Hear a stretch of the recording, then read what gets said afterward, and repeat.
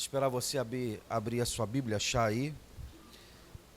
Evangelho de Mateus, capítulo 5, versículo 13 e versículo 14. Diz a palavra do Senhor: vós sois o sal da terra. Ora, se o sal vier a ser insípido, como lhe restaurar o sabor? Para nada mais presta, senão para lançar fora, ou ser lançado fora, ser pisado pelos homens. Versículo 14, vós sois a luz do mundo. Não se pode esconder a cidade edificada sobre um monte, nem se acende uma candeia para colocá-la debaixo do alqueire, mas no velador, e alumia a todos os que estão dentro de casa. Assim brilhe também vossa luz diante dos homens, para que vejam as vossas boas obras e glorifiquem o vosso Pai que estás no céu. Amém? Glória a Deus. Você pode celebrar pela palavra do Senhor nessa noite. Amém? Feche seus olhos, vamos orar ao Senhor. Querido Deus, nós exaltamos o teu nome nesta noite, glorificamos, meu Pai, pela tua palavra que foi lida nesse lugar. Temos, meu Pai, certeza que o Senhor está aqui nesse lugar. Obrigado pelos louvores que foram entoados, Senhor, pelas ofertas que foram, ó Deus, direcionadas à tua casa, Pai. Muito obrigado pelos aniversariantes, pelas orações que foram, Senhor, ministradas nesta noite, Pai. Lemos a tua palavra, vamos ministrar a tua palavra. Hoje é noite de Santa Ceia, Senhor, um momento de comunhão, Senhor, principalmente com Deus, de lembrar, Senhor, da morte, Senhor, do Senhor Jesus na cruz do Calvário, para redimir e perdoar os nossos pecados, Pai. Eis aí a tua igreja, nós estamos aqui na tua presença, Pai, para ouvir a tua palavra, ouvir a tua voz. Essa é a oração que eu te faço no nome de Jesus. Amém. Amém, queridos. Hoje pela manhã nós tivemos a nossa consagração. Amém. Consagração foi muito especial, e na consagração eu trouxe uma palavra interessante. Eu não sei se você conhece, eu quero repetir essa ilustração que eu trouxe hoje pela manhã, que fala sobre a baleia solitária. Eu não sei se vocês conhecem essa história da baleia solitária.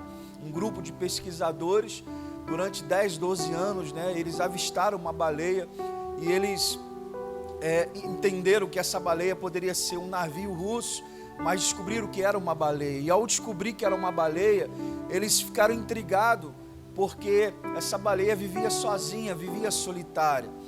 E aí eles, durante 10 anos, 12 anos, eles passaram pesquisar porque essa baleia vivia solitária. Descobriu que essa baleia, ela tinha uma frequência de canto diferente de que as outras baleias, que eram uma frequência menor. E eles descobriram que essa baleia tinha uma frequência de 52 Hz, enquanto as outras baleias comuns, tinham uma frequência de 10 a 15 Hz. E o canto de uma baleia, de um macho, por quilômetros, ela consegue trazer a audição para uma outra baleia, se comunicar com uma baleia fêmea e atrair essa baleia fêmea até o macho. Mas essa baleia, que é a baleia solitária, ela é uma baleia solitária porque a comunicação e a frequência dela é uma frequência que não está na mesma frequência de que as outras demais baleias. Isso é muito interessante, porque a gente traz essa história, e trazendo para a aplicação para a nossa igreja, significa que a igreja, ela está numa frequência e o mundo, ele está em outra frequência, Então a ideia dessa metáfora, dessa palavra, é exatamente isso, que a igreja, ela está numa frequência diferente que a frequência do mundo.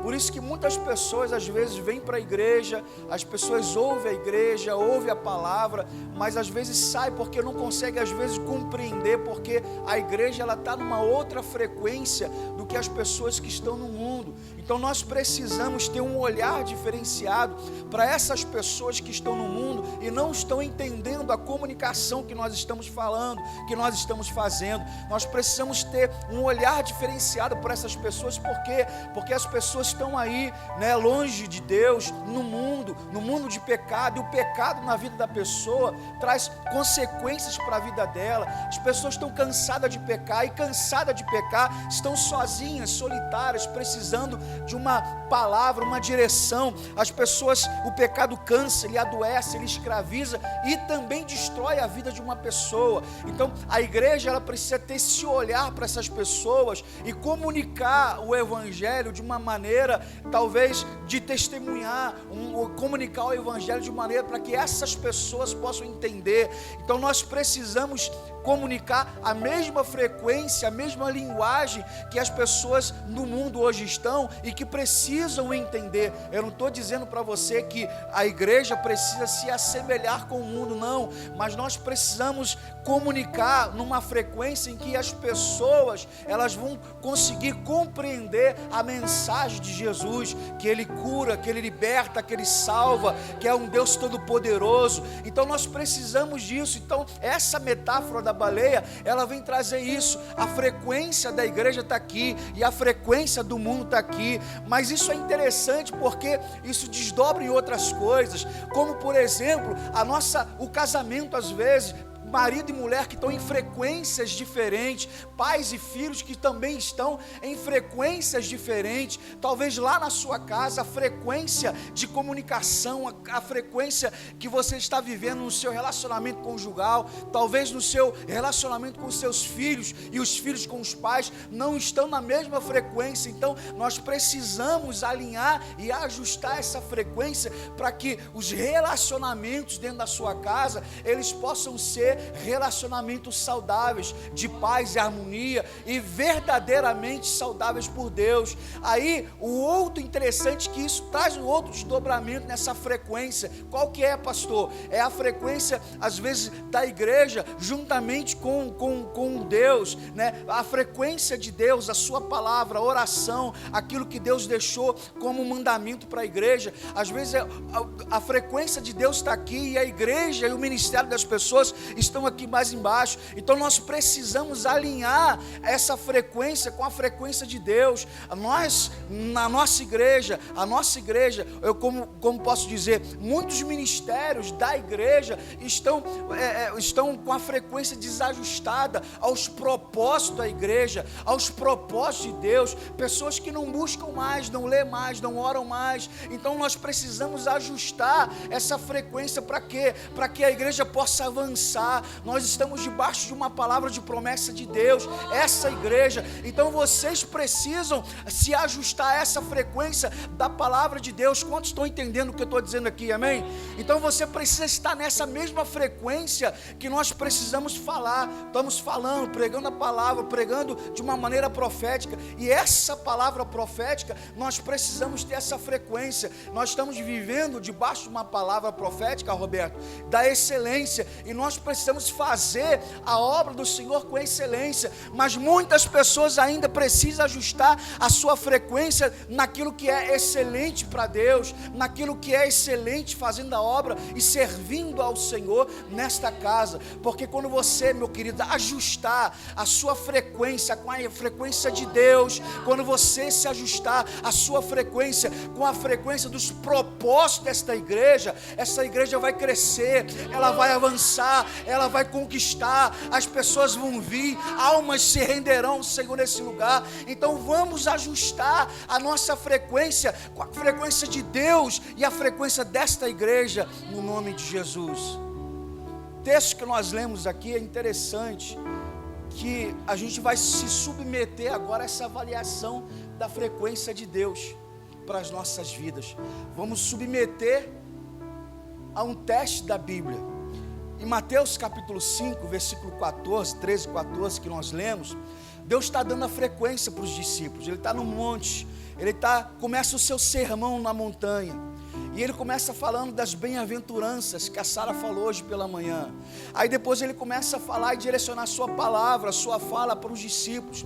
E qual foi a fala para os discípulos? Ele está dizendo o seguinte, ó, vocês precisam estar nessa frequência. Qual que é? Vocês são o sal da terra, essa é a frequência. Vocês são a luz do mundo. E o que não é a frequência de Deus? A frequência que não é de Deus é que se você não for sal, você não vai servir para nada, se você não ser pisado, ser insípido, você precisa ser luz do mundo.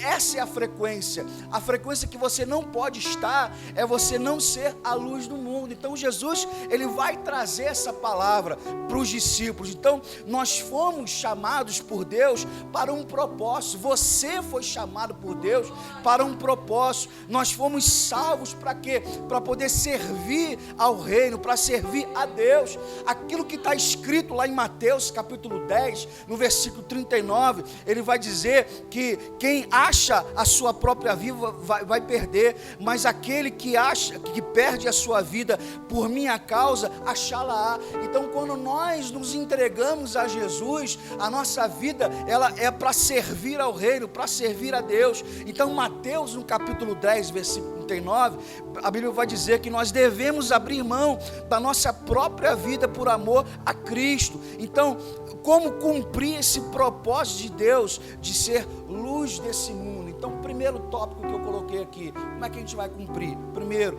ter uma vida centrada em Deus.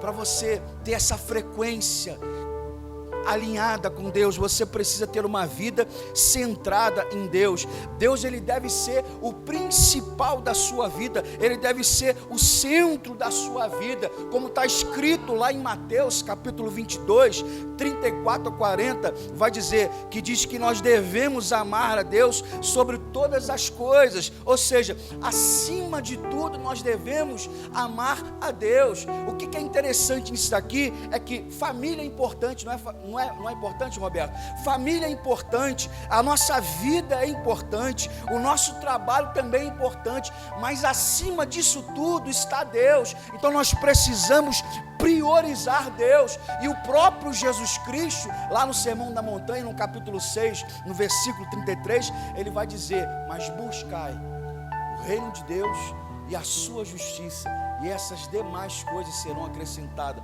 Ou seja, ele está dando uma ordem de prioridades. Se você conflitar entre família, trabalho, aquilo que é mais importante para você na sua vida secular de que Deus, ele está colocando uma prioridade. Qual é a prioridade? O reino de Deus. Então nós precisamos ter uma vida centrada em Deus, e ter Deus como principal das nossas vidas está fundamentado na obediência da sua palavra, do seu mandamento e do seu estatuto. O salmista, ele vai dizer no Salmo 119, no versículo 129, os teus mandamentos são maravilhosos, e por isso cumpro de todo o coração.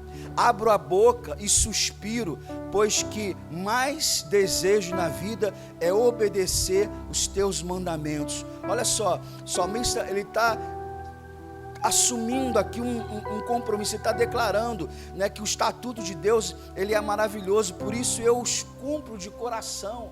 Ele cumpre a palavra de Deus, e Jesus é a palavra, Deus é a palavra. Deus e a palavra se conectam, eles estão juntos. Então quem ama a Deus tem que amar também a sua palavra. E o próprio Jesus disse em João capítulo 14, versículo 21, aquele que tem os meus mandamentos e os guarda, esse é quem me ama. Pode me dar uma toalhinha, por favor? Estou suando bem aqui. Então ele fala, aquele que tem os meus mandamentos e os guarda, esse é aquele que me ama. Então, ter uma vida centrada em Deus também está fundamentada em uma vida de louvor e adoração a Deus. O salmista, no versículo 145, no versículo 1 a 3, ele vai dizer, muito obrigado, ele vai dizer, exaltar-te-ei, ó Deus meu, Rei meu, bendirei o teu nome para todo o sempre. O salmista aqui, ele está assumindo um compromisso de bendizer o nome do Senhor todos os dias, de louvar a Deus todos os dias. Olha o compromisso salmista, ele diz: bendirei o teu nome para todo o sempre, todos os dias te bendirei e louvarei o teu nome para todo sempre. Grande é o Senhor e muito digno de ser louvado. Então o salmista, ele entende esse compromisso de ter essa vida centrada na adoração e no louvor ao Senhor. Hebreus 13, versículo 15 vai dizer, por meio de Jesus, né? Ele vai dizer, por meio de Jesus, pois oferecemos a Deus sempre sacrifício de louvor, que é fruto de lábios que confessam o seu nome. Então nós precisamos estar nessa frequência de Deus. Primeiro, ter uma vida centrada em Deus. E ter uma vida centrada em Deus, ela é uma vida fundamentada na palavra. Segundo, uma vida fundamentada no louvor. E terceiro, é ter uma vida fundamentada na comunhão. Como o salmista, Salmo 133, versículo 1, ele vai dizer: quão bom, quão suave ou agradável é que os irmãos vivam em união.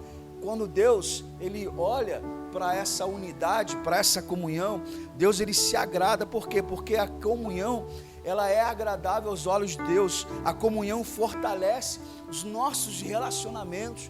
A sua comunhão, ela é terapêutica, ela fortalece os relacionamentos dentro da igreja. Onde tem obediência, adoração e comunhão, se tem um ambiente propício para crescimento espiritual. Olha a frequência, olha o alinhamento que nós precisamos ter. Ou seja, você precisa ter uma vida centrada em Deus. Além de ter uma vida centrada em Deus, compete a você obedecer a palavra, compete a você louvar a Deus, e compete a você também de viver uma vida em comunhão com o seu irmão. Você pode dar glória a Deus por isso? Amém? Como ser luz do mundo, irmãos? Segundo, para ser luz do mundo, é você ter uma vida centrada também em Cristo.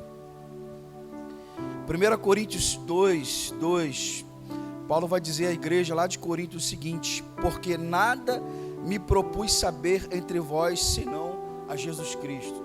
Paulo está dizendo, Paulo vai até os irmãos de Corinto, e aí ele fala o seguinte, ele está dizendo que Jesus Cristo, ele é a mensagem central da pregação de Paulo.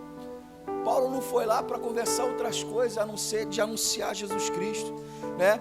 Por nada me propus saber entre vós. Paulo não queria saber de outra conversa a não ser Jesus. Não propus saber de quê? Não propus saber de futebol, novela, carro, artista. Então, é uma vida centrada em Cristo.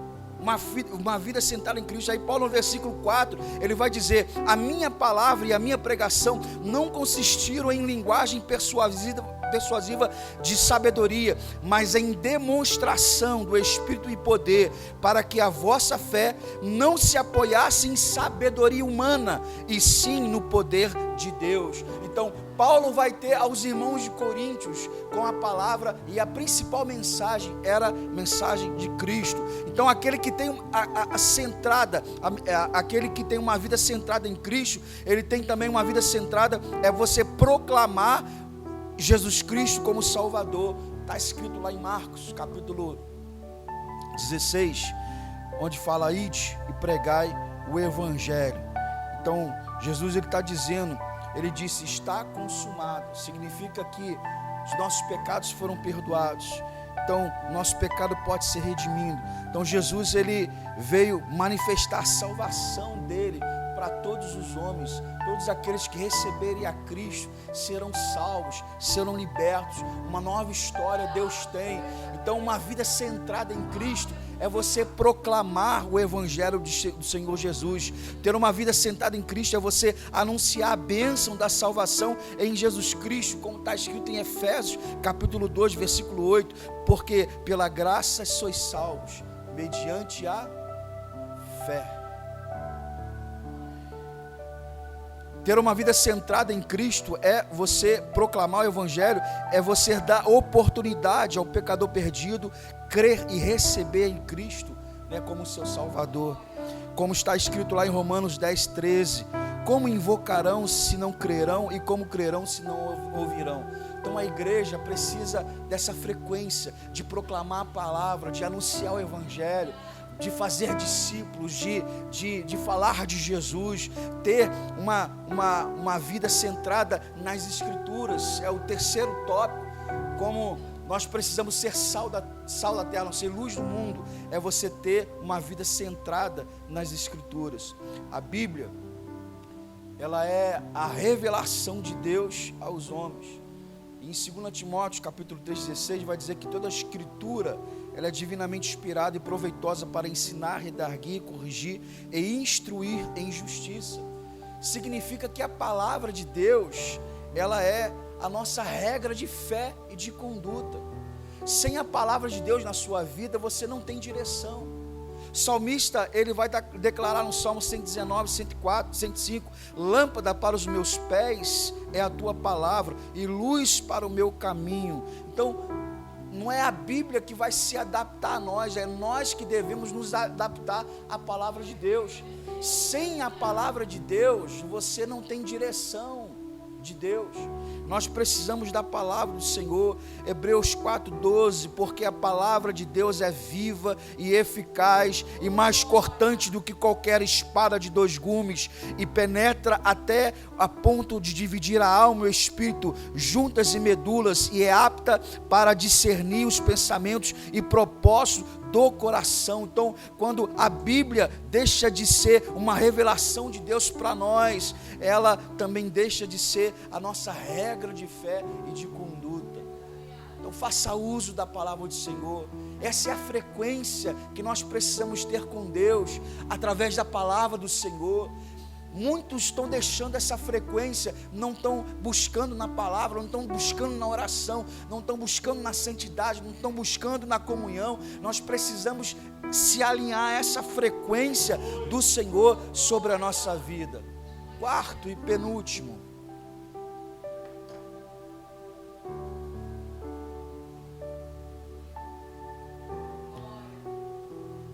como é que nós devemos ser luz do mundo? É quando a gente tem uma vida cheia do Espírito Santo. O Espírito Santo de Deus, ele capacita a nossa vida para pregar o Evangelho, para poder fazer a obra do Senhor. Jesus disse: ficai em Jerusalém, até que do alto seja revestido de poder. Sereis minhas testemunhas em Jerusalém, em Samaria e até os confins da terra.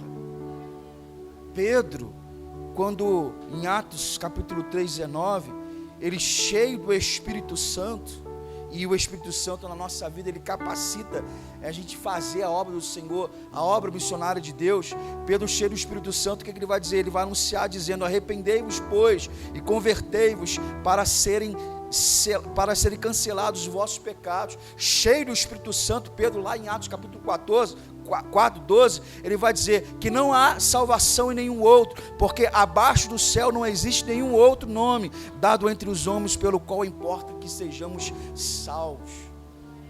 Quando nós temos uma vida centrada no Espírito Santo, o Espírito Santo de Deus nos capacita para pregar o Evangelho, testemunhar essa vida sobre a morte e ressurreição do Senhor Jesus. Tem alguma coisa aqui que está... cabelo. Não é meu cabelo, que eu estou careca. Isso é escova, gente. Escova de cabelo. Quinto e último lugar, gente, para a gente participar da Santa Ceia. Como é que a gente pode ter uma vida como ser sal, como ser luz desse mundo? É ter uma vida comprometida com a igreja, a nossa igreja Batista da Vila, em nome de Jesus. Você precisa ter esse compromisso, você é corpo, você é membro dessa igreja, então você precisa ter esse compromisso com essa igreja. Paulo diz em 1 Coríntios 12:27, ora, vós sois o corpo de Cristo e seus membros em particular. Ter uma vida comprometida com a igreja é você ter uma vida, é você exercer sua função como membro da igreja, é você participar dos cultos, é você fazer a obra do Senhor, é você visitar, é você pregar o Evangelho, é você cooperar com a igreja, é você promover a comunhão, é você cultuar, é você adorar. Essa é a função do membro que faz parte do corpo de Cristo. É você pregar o evangelho, fazendo discípulo, ensinando, batizando. É promover a unidade do corpo de Cristo, visitando uma pessoa, orando pela pessoa, intercedendo, perdoando alguém. É você reconhecer que seu irmão é importante para você, para esta igreja. Então, ter uma vida comprometida com a igreja é você servir a Deus com fidelidade. Está escrito em 1 Coríntios capítulo 4, versículo 2. Ora, além disso, o que se requer dos dispenseiros é que cada um deles seja encontrado fiel. Que essa palavra, ela possa colocar você na mesma frequência que esta igreja, na mesma frequência de Deus. Então, o que nós falamos aqui, como é que a gente precisa ser luz do mundo? Primeiro, é você ter uma vida centrada em Deus. E para você ter uma vida centrada em Deus, você tem que ter esse compromisso com a palavra, com louvor e adoração e com a comunhão. É você ter uma vida centrada em Jesus Cristo. É você proclamar o evangelho, é você anunciar a palavra do Senhor. Terceiro, é você ter uma vida centrada nas Escrituras, é você guardar a palavra do Senhor. A palavra de Deus, ela precisa ser na sua vida a revelação de Deus, precisa ser tudo para a sua vida, precisa ser a direção da sua vida. E quarto, é ter uma vida cheia do Espírito Santo, centrada e cheia do Espírito Santo do Senhor, para capacitar você e a sua vida e o seu ministério na obra missionária e pregando o evangelho do Senhor. E quinto, é você ter uma vida comprometida com a igreja. Então essa é a frequência que nós desta igreja precisamos ter e nos alinhar com Deus no nome de Jesus, amém? Você recebe essa palavra? Quantos nesta noite vai começar a se ajustar nessa frequência no nome de Jesus, amém? Então se coloca de pé, aplauda o Senhor, no nome de Jesus.